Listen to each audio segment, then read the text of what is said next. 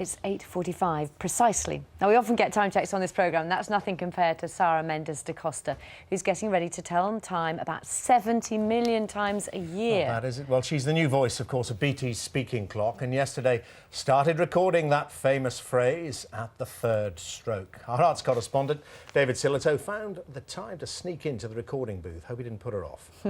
At the third stroke, it will be 2, 43 and 20 seconds. Sara Mendes Da Costa, the new voice of BT's speaking clock. And 20 seconds. She was chosen through a Children in Need competition and was rather chuffed when she heard that she'd won. When they read out the result, I was like, ah! I was completely shocked. OK, Sara, if we could carry on with script 1, starting line 31, please. 31. Each day there are 4,300 time checks, but Sara just has to record 80 words and phrases, and the sentences are put together by computer.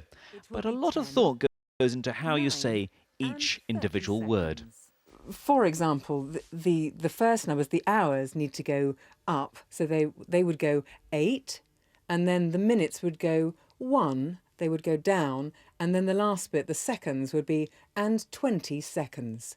And while the runner-up was Scottish, Sara's accent is, well, standard English, which of course might to some sound a bit middle-class and southern, but over the years it's always been the voice of time.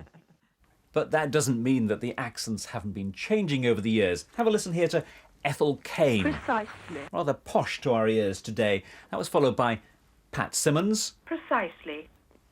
Who was then followed by a rather more Shakespearean Brian Cobby. Precisely. Certainly authoritative. Whereas today we have Sara's. Precisely. Which they say is rather more warm and approachable. Hello.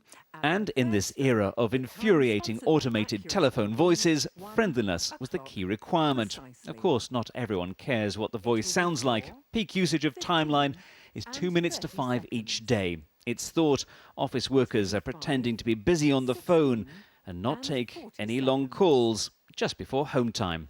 David Silito, BBC News.